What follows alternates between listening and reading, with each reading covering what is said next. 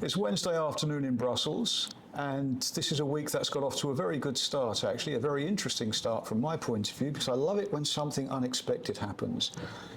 The US ambassador, Mr. Bill White, has stepped into a little bit of a storm by making comments about Jewish religious practices in Antwerp. I'm joined here by Ralph Pais, who is a member of the community in question. Ralph, what is your take on this? Well, let me first tell you that since the Jews in Antwerp who are religious are visibly Jewish, it looks like they're a big community. There's only about 20,000 Jews in Antwerp, 20,000 in Brussels, so it's relatively small. We are a minority. We're only 0.5% of the Belgian population, just for putting that straight. With regards to the circumcision, we should first maybe note that it's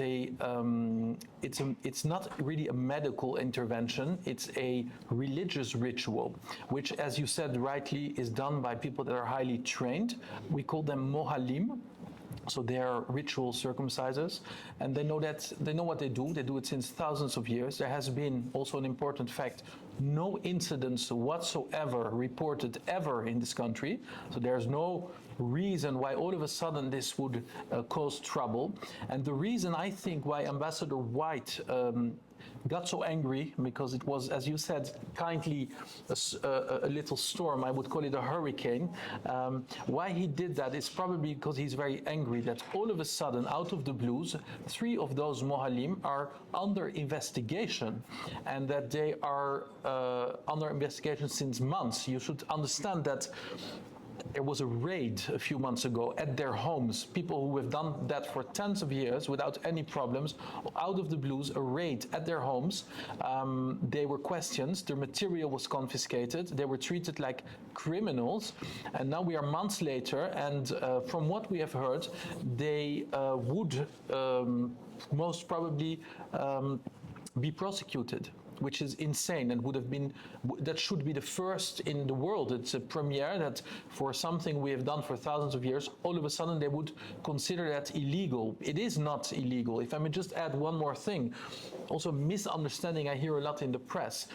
It is, why would some call this illegal? Because they say that medical interventions should be done by doctors, which is in the law.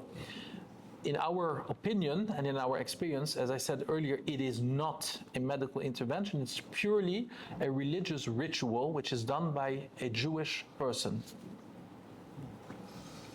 I did a little investigation into any negative effects of religious circumcision, and I found that the number of deaths attributed to this practice over a period of some decades is, across the whole of Europe, 5.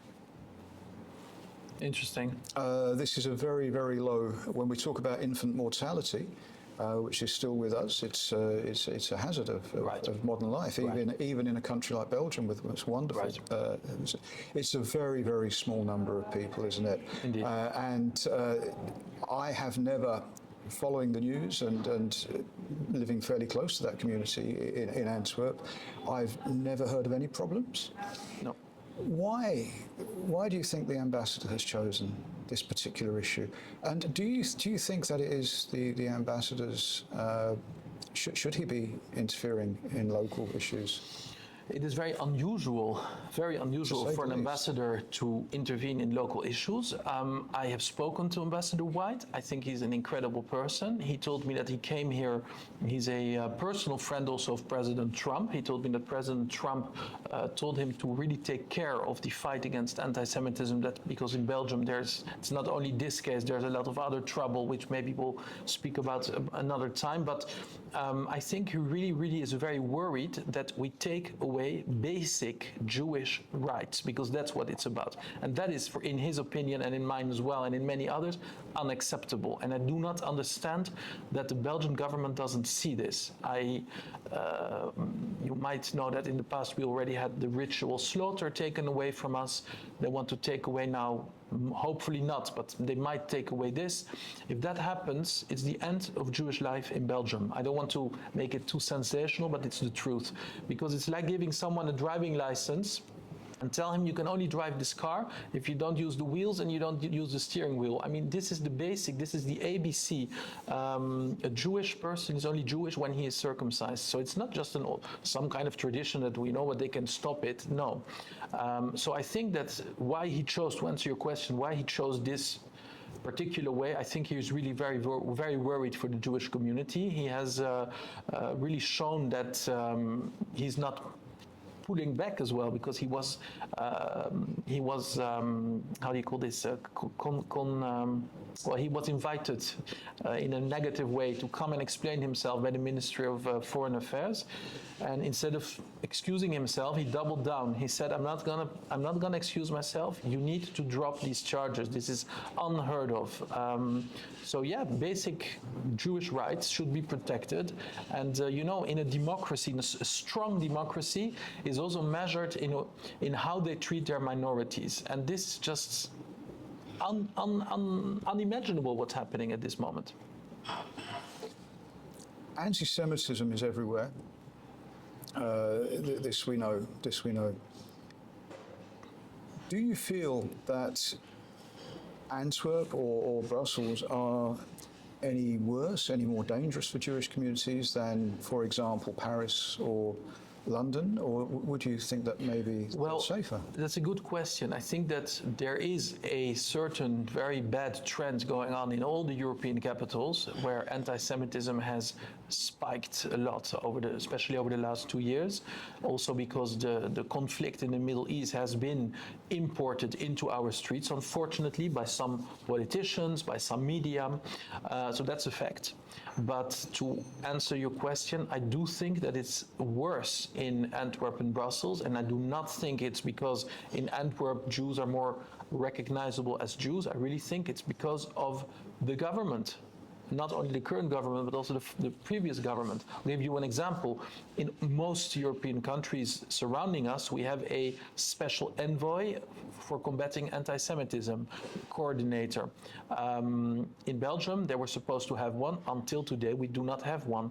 I can give you many other examples, and the most important example is that the contrast is very big, because if we file complaints in our community for anti-Semitism, sometimes for very bad things, like people that were getting beaten up, or a school teacher that physically attacked people in the street, nothing is coming out of it. There's no prosecution. Everything is dropped.